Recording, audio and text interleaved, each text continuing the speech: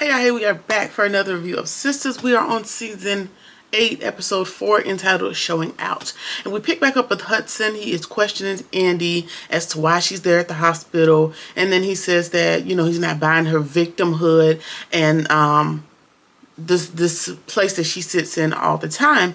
And she tells him, like, listen, this ain't the time or the place for me to be dealing with your shenanigans. We're not going to make a scene here at the hospital, so just let me go see my fiance and let me grieve in peace, right? And so he knows that she really don't give a damn about Gary, but we have to play this game. And he's also mad that she always seems to walk out of every situation, all of these different instances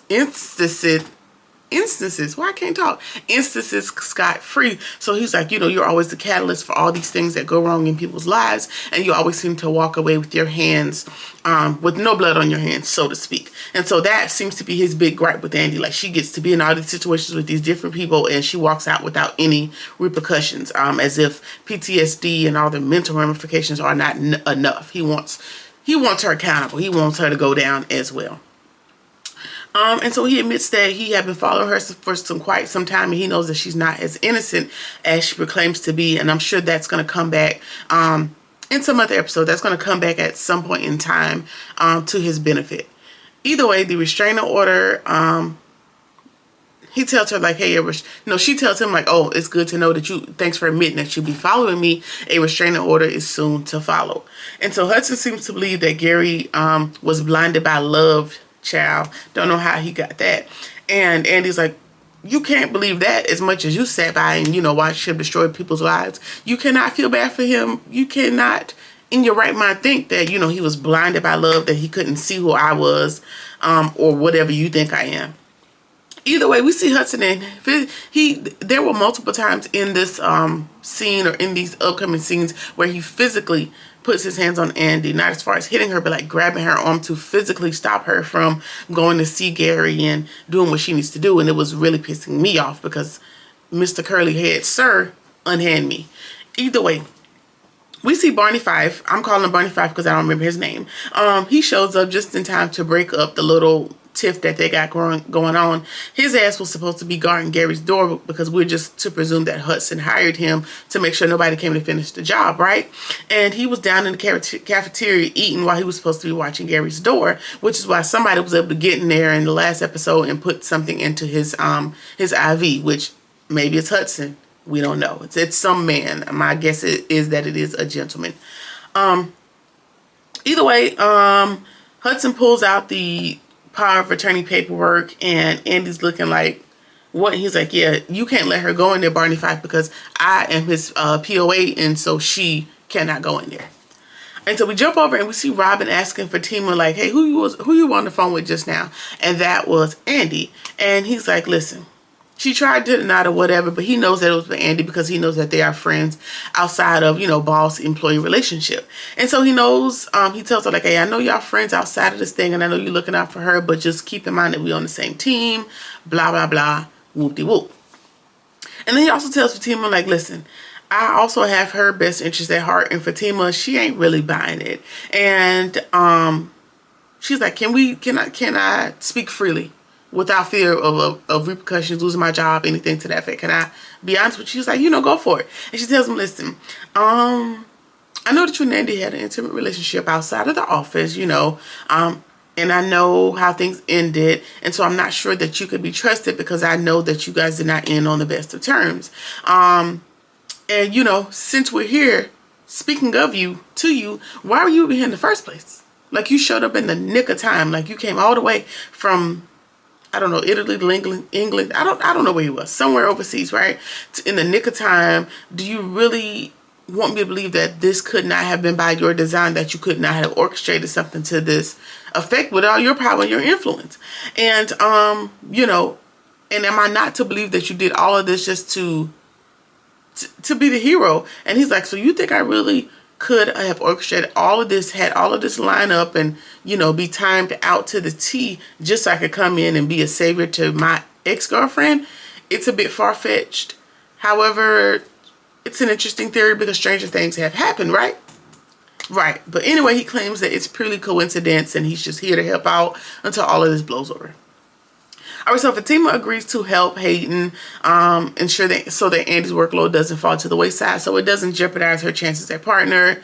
Blah blah blah blah blah. And she was like, "Well, since we're here, well, why not? Why would you give the reins over to Hayden?" And he's like, "Well, essentially, I want to keep him busy so he can stay out of our business, my business, your business, and everybody's business. And I also put you under him so that you can kind of keep tabs on him under the guise of being helpful to him." Now, I don't know if it's like an evil genius moment. Like, it sounds good, but at practical applications, the two hate each other, so it may be hard for that to happen. I don't know. I'm sure we'll see in the coming episodes how that's going to work out, but that is his theory. Now, I am with Fatima. I don't know if I'm really willing to hand the reins over to you and fully trust that you got my girl's best interest at heart, but here we are. All right. Tony shows up with a surprise for Danny, and he shows her a brochure for some higher learning training academy, blah, blah, blah, blah, blah, down at the airport, Higher Airlines, that he was able to pull some strings. Like, the deadline was yesterday, but he got her in the class today, because I think he's like a VP. He has a high position at the airport, right? And he pulled some strings to get her into the training initiative in upper level management, just to kind of, if you want to boss up, you want to do a little bit more in your career, I've made this happen for you. The issue is that it was without her permission. And he also tells her, like, yeah, it's also not a paid internship, and it requires after hours, and it also requires some weekends. And she's not excited about the higher work obligation that's going to come with it. Everything, taking up her free time, all of the things that are going to be something she has to sacrifice in order to be in this training program. And Tony thinks she should be thinking about her career advancement opportunities. And that would be nice if he didn't say what he said, stick with me if he didn't say what he said later on. And then she asked him, like, did you even consider that I might not be trying to advance this particular career? Maybe this is a placeholder job until I do what I'm passionate about, and I'm fine with not advancing where I am. And he didn't even consider that. And he had to admit that, I didn't even think about that. And then he goes on to, I guess, double down on his perspective and bring up all the other girls' success in the circle, right? Karen with the new shop, Sabrina with her higher position at the bank, Andy making partner. And he assumed that she would want to close the circle in the friend girl group as far as everybody leveling up, and that she would want to better herself. And I see where his heart was, but I know that his mind did not follow, because you operated under the assumption that she wasn't happy where she at and she wanted to level up. She did not relay that to you. She did not verbalize that to you, so you took it upon yourself.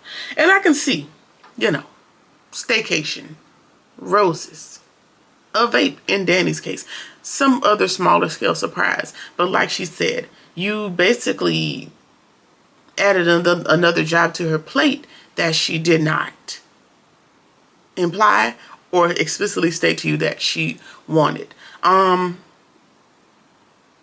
saying that because it's coming from a familiar place. Actually, conversation that I may have had over the last week with supervision, as far as, hey, if you want to be in my seat in the next couple of years, you need to make this and this and this type sacrifices. And I have had to repeatedly tell said person, this ain't my life's goal or my life's plan for this particular leg of the career. So you can't make those decisions for me, and you also cannot dangle that over my head as, oh, making more money, being bigger, being better, being more visible. That is not everybody's goal. I'm fine where I'm at, and when I decide to advance, it won't be with your blessing. Now, if you're going to be a part of the team, when I do ask you to be a part of the team to support the advancement, whatever that may be, in this company, in another company, you await further instruction. You don't make the decision for me. And so I see his thought process. I just think it would have been nice to ask her first to see if that's what is something she would have desired. And also being with somebody in a higher position, I would maybe not pull the string after the window closed, letting it be obvious to everybody that y'all two are dating, because that could be a conflict of interest, because you would be a superior of hers in the company. So it's blatantly obvious to everybody else, like, oh, she pulled the strings for him. Maybe, you know, pull him before the deadline so it doesn't look so obvious, so that a target is not on her back. Because let's just say she goes and she's in the program, right? And she's getting through the program, she's doing all this, and everybody's giving her a hard time because she knows that Tony pulled the strings for her. She did not earn it by her own merit. Now that's a whole nother can of worms that Danny has to deal with. That's the gist. So just be careful when making decisions for adults, because the road to hell is paved with good intention. All right. Hayden is following Fatima around. Of course, he's rubbing his good news in her face, and he's looking forward to Andy being out of the way so that he can go ahead and fire her. And then Zach walks into the office with food for her, and of course, Hayden is being a jackass. He's being an asswipe about the situation, and Hayden tells Fatima that Zach is no longer welcome at the premises, but for the time being, he got 5 minutes before he calls security to take the trash out. And so Zach reminds him, like, hey, you need to chill, because remember, I had already put the pause on you and I don't mind doing it again. And Hayden's like, well, she didn't tell you the good news. I'm her boss now, so you need to do what I tell her to do, and you need to chop and let her get back to work. And so now we got this power dynamic going on, and Fatima's like, just let me deal with it, and we'll talk about it later. All right, so we're at the bank, and Maurice needs all the details of what happened with Gary. He's thinking like they went real set it off on him, and he needs to know what's happening. And he doesn't feel bad. He makes it known, like, I don't feel bad about it at all, because from the way he showed his natural black ass at the baby shower, I'm not surprised he didn't get jumped in that venue. And so let me know. And of course, Sabrina's not really forthcoming with all the details, because it is an open investigation and we got to use some sort of discretion, unfortunately. Okay. We also see Paige. Paige is the person that was competing with Sabrina after the charges were dropped in the previous case, the bank robbery accusations, competing for the branch manager position, if I'm not misspeaking. She's there demanding justice for losing the branch manager position to Sabrina. She wants to know who called corporate and said that she was having sexual relations and, you know, being inappropriate in the parking lot. And now she is threatening to go to HR because Maurice is giving her, you know, handing out threats or whatever. However, she doesn't work there, so there is no HR for her to go to, or we thought. But she tells him, like, hey, yeah, I have my lawyer to call the corporate office because she threatened to sue them if they did not produce any evidence to support this anonymous report about her.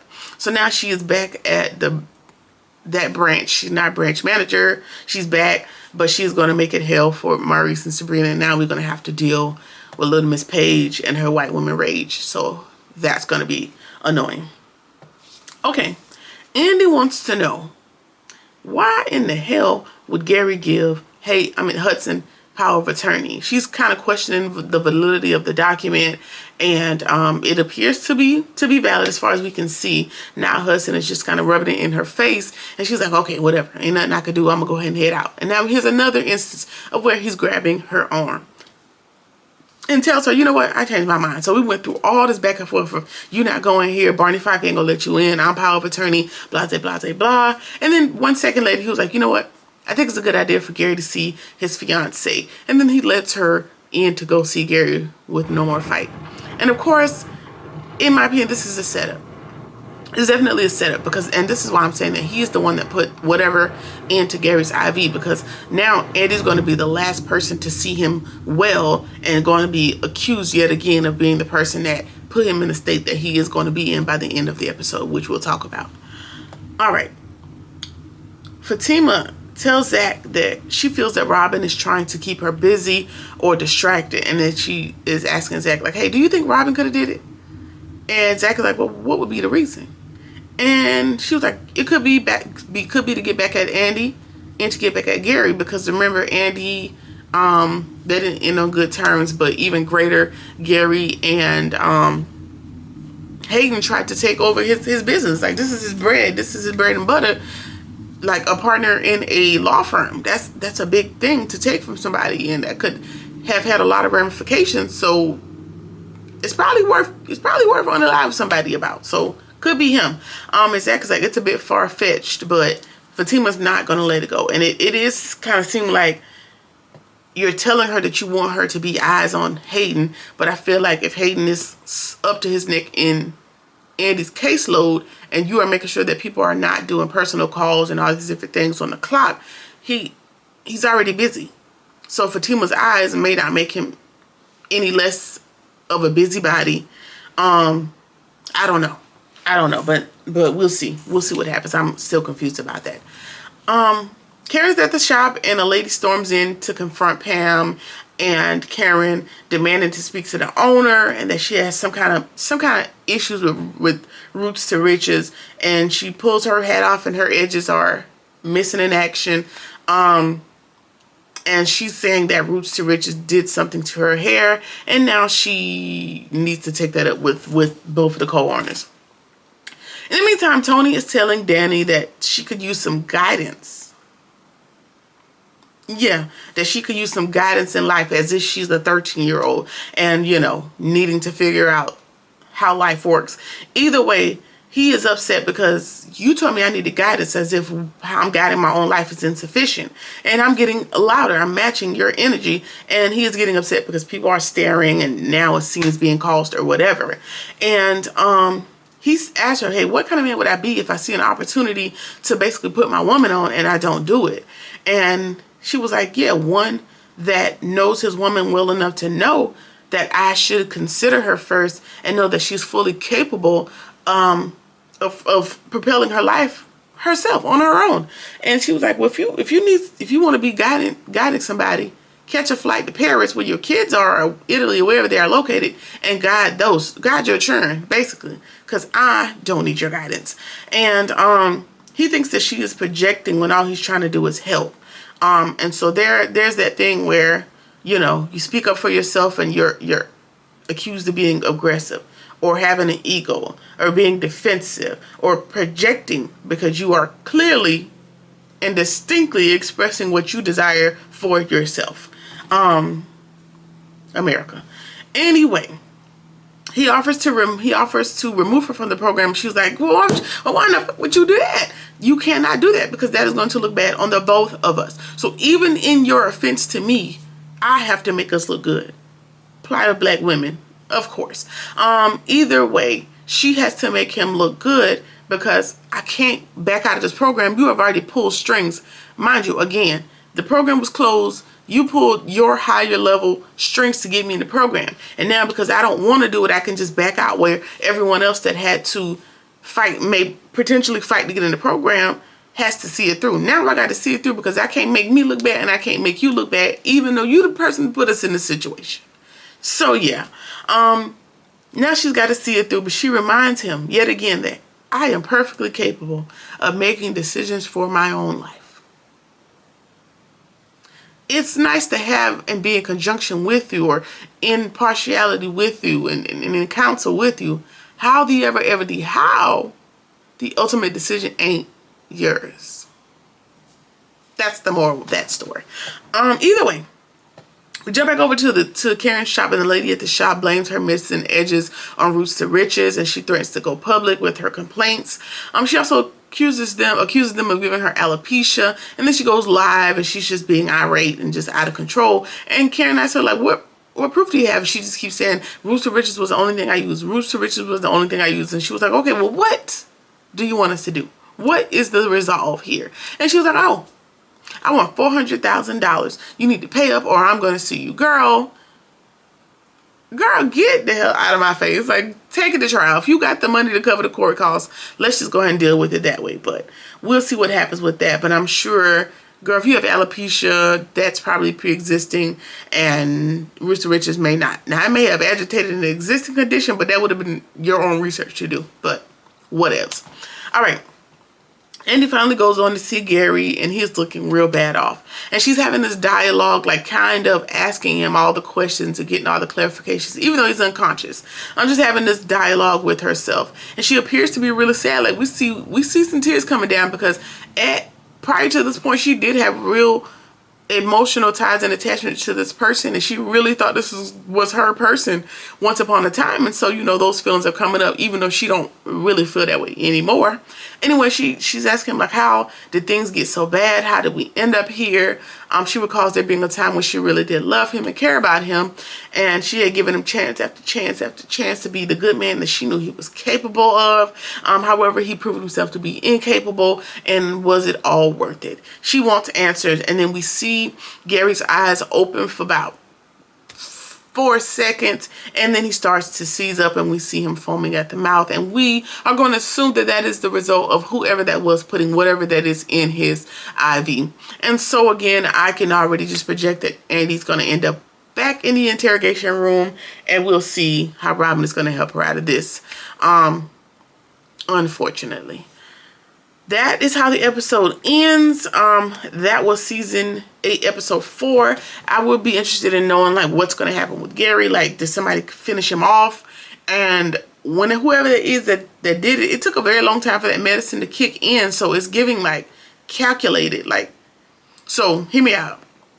So if Hudson was following Andy, he followed her enough to know that, maybe potentially know that Robin was in her apartment. Keep in mind, Gary paid, oh boy, I don't remember his name, to plant a device in Jordan's house. Who's to think that that's still not the case in Andy's apartment? I know he had done that before. And so Hudson, I'm sure Hudson would have access to that, right? Because he's co-conspiring. Know that Robin was in there, and Robin advised her to go to the hospital, and he needed to time that so that she could be the last person to see Gary alive when she goes to the hospital. It's a lot. It's very calculated, but here we are. Let me know what y'all think about that theory. Either way, this has been the review. Let me know what y'all think about it in the comments. Let's talk about it. Like, comment, share, subscribe, or whatever it is that you feel like doing. And I'll see you in the next one. Peace.